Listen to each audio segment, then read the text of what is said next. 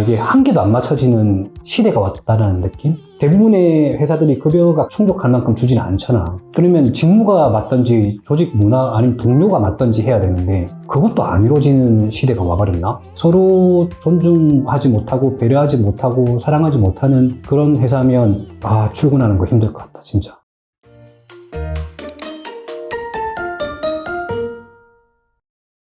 님, 안녕하세요. 안녕. 오늘은 직장인 퇴사의 진짜 사유를 찾아서 궁금해. 진짜 사유가 뭐야? 라는 주제로 이야기를 해보고자 합니다. 요즘 청년 세대들의 쉬었음이 문제가 되고 있는데요. 쉬는 청년들의 78%는 퇴사자라는 조사가 있습니다. 쉬었음 사유로는 지난번 영상에서처럼 원하는 일자리를 찾기 어려움이 32.5%로 1위로 나타났고 2위는 다음 일준비, 몸이 좋지 않음이라고 합니다. 쉬었음이 늘어났다는 것은 어떤 영향을 초래할 수 있나요? 78%가 퇴사자라는 거 보고 난 많이 놀랐죠. 예전에도 쉬었음이 있었고 지금은 쉬었음이 많이 높아진다고 해서 문제라고 생각을 했던 건데 퇴사자 78%가 쉬었음? 그러니까 일을 했다가 안 한다는 거잖아. 그러면은 확실하게 경제가 안 좋아서 이렇게 되지 않았을까? 이렇게 생각이 드는 거고 쉬었음이 어떤 영향을 미칠까? 너무너무 단순한 이 경제 이론이라 가지고 이게 가계, 정부, 회사 이렇게 있잖아. 이게 경제의 세계의 체계가 있는 건데 쉬었음을 하면 돈을 못 벌지. 돈을 못 벌면 돈을 못 쓰지. 돈을 못 쓰면 기업이 어려워지겠지. 그런 식으로 이제 악순환이 되는 거라고.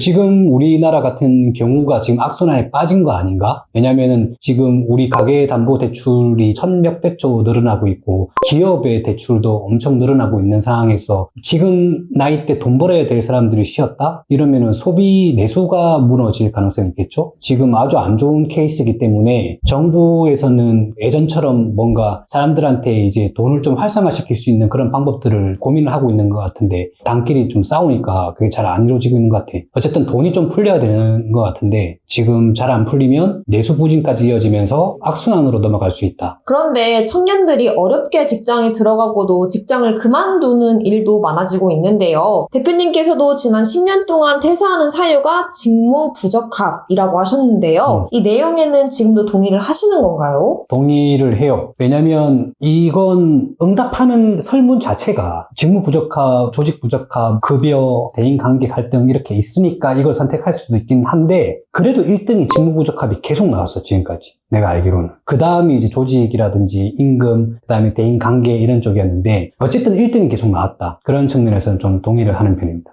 오늘은 이와 다른 설문 결과를 가져왔습니다.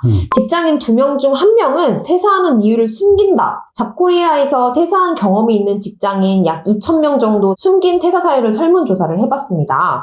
1위가 직장 내 갑질 등 상사 동료와의 갈등이 65.7%, 뒤이어 기업 문화, 조직 문화가 맞지 않아서가 62.6%로 2위를 차지했다고 하는데요.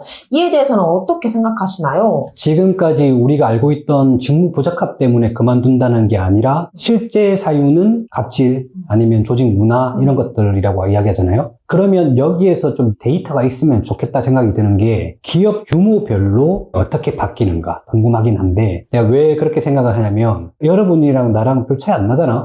근데 나는 이제 그래도 한 10년, 15년 이상 선배 세대 때니까 그때 어떤 말이 돌았냐면 그 스트레스 감내하는 것도 급여에 포함된다. 그래서 급여가 높다라고 하면 그게 네가 받는 스트레스도 거기에 포함되어 있기 때문에 좀 어느 정도 참아야 된다 이런 말을 많이 했단 말이야. 근데 지금 여기서 이야기하는 직장 내 갑질 등 상사 동료와의 갈등이 65.7%라고 하면 이제는 안 참는다. 급여에 그게 정당하게 포함되는 게 아니다 라는 말이 될 수 있을 거고 그 다음에 급여에 대한 부분들을 참는데 그 급여가 작다 라고 생각을 할 수도 있을 것 같아.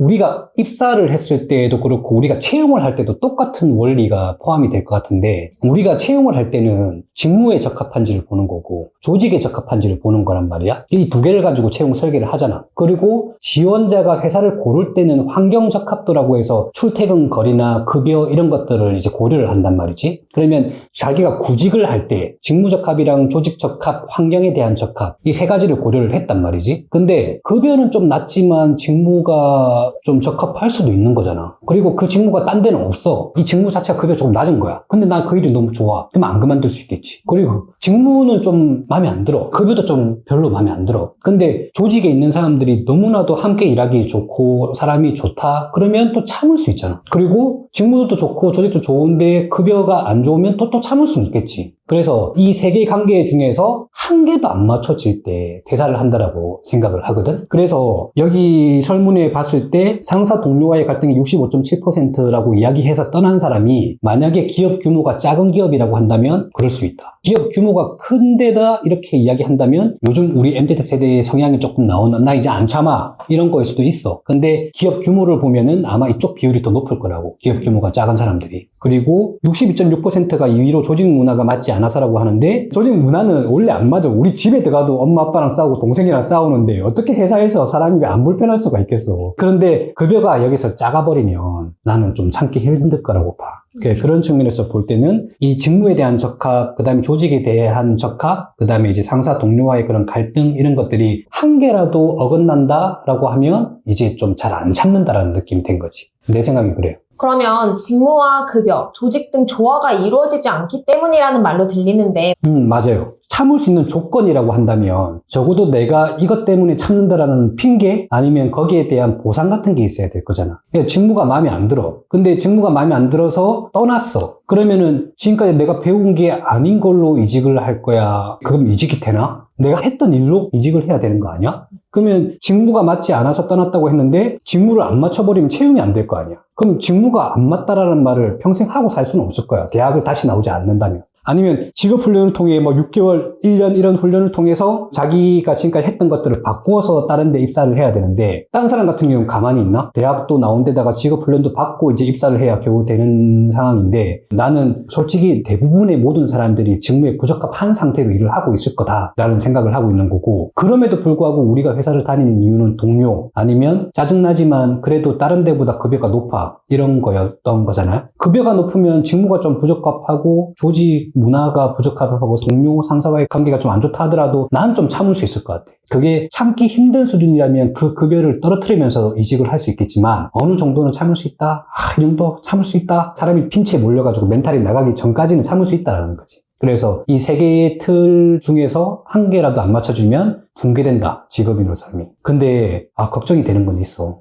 이게 한 개도 안 맞춰지는 시대가 왔다는 느낌? 대부분의 회사들이 급여가 충족할 만큼 주지는 않잖아. 그러면 직무가 맞든지 조직 문화 아니면 동료가 맞든지 해야 되는데 그것도 안 이루어지는 시대가 와버렸나? 서로 존중하지 못하고 배려하지 못하고 사랑하지 못하는 그런 회사면 출근하는 거 힘들 것 같다 진짜. 그럼 기업 입장에서 이러한 현상을 개선할 노력은 안 하나요? 회사가 돈을 번다라는 게 가장 중요하다고 봐요. 돈을 벌지 못하면은 대표도 힘들고 직원들도 힘들고 다 힘들어지니까. 그런 측면에서 볼 때는 그 회사가 돈을 번다라는 건 그 직무로 돈을 만들어낸 거잖아. 직무는 바꾸기 힘들겠지. 근데 직무의 그 일에 대한 방식은 바꿀 수 있겠지. 예를 들어서 똑같은 직무를 하는데 자율권이 있는 쪽의 회사와 자율권이 좀 없는 쪽의 회사는 직무에 대한 불만족이 덜할 수도 있어. 직무 자체는 못 바꾸지만 그 일하는 방식을 바꾸는 것만 가지고도 나는 해소를 할 수 있을 거라 생각을 하는데 자기들이 맨날 그렇게 해왔다 이거지. 그래서 이제 그렇게 너도 해라라고 하는데 그것들에 대한 그 충돌, 이제 그 개선이 어려우니까 이제 쉽지 않을 거라 생각이 들고 조직 문화를 바꾼다라는 것들은 그게 인정이 될지 모르겠어. 예를 들어서 조직 문화를 바꾼다라고 하는 큰 결정을 하려면 어때야 되냐면 이제 우리가 20대, 30대 초반 이 사람들 채용 못하면 안 된다. 이 사람의 능력들은 너무너무 뛰어난데 우리 회사가 이 조직 문화가 못 맞춰줘서 그 사람들을 못 받아들이면 우리 회사는 이제 죽을 수밖에 없다. 우리 회사의 문화를 바꿔야 된다. 그 사람들의 탁월한 능력들을 인정을 하고 뽑아야 된다. 안 그러면 우리 회사 죽어. 그런 정도의 결정이 있어야 될 텐데 우리가 대학을 졸업하고 그 나이 때 그 능력이 나오나?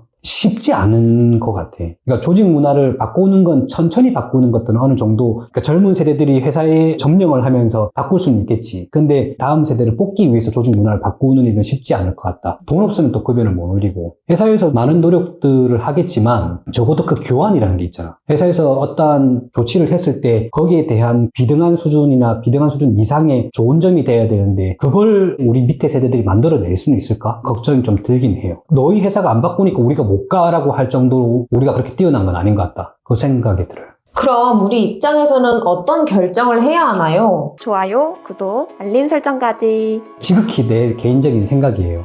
조직과 직무와 기업의 급여라는 조건 속에서 하나라도 안 맞는다고 한다면은 힘든 거 인정하고 퇴사하는 거에 대해서는 이해는 돼. 근데 다른 회사도 만약에 그럴 수도 있잖아. 다른 회사가 가도 또 그럴 수도 있는 거고, 만약에 그렇다고 한다면은 내가 남들에 비해서 과도한 기대를 가진 건 아닌가? 이런 고민을 해봐도 되지 않을까? 이게 우리가 밖에서 그냥 편하게 만나는 관계라고 한다면은 불편하면은 안 만나고 하면 되는데, 회사도 불편하면 안 만나면 돼. 헤어질 수 있는 사람들의 관계인 거니까. 근데 회사는 급여라는 게 나오는 거잖아. 급여를 받을 때의 그런 어느 정도 교환이라는 게 직무에 대한 불만족이 조금 있을 수도 있는 거고, 아니면 동료에 대한 불만족이 조금 있을 수도 있는 건데, 근데 그게 안타까운 게 다른 사람들은 참는데 나만 안 참는다면, 그러니까 다른 사람들은 그 어느 정도의 조건 속에서도 그래, 이 정도가 내가 생각하는 기대 수준보다 낮지만 이것도 다른 데 비하면 행복한 거구나 라면서 참는 사람들 같은 경우에는 계속 경력을 유지를 하고 이제 실력을 쌓아 나갈 텐데,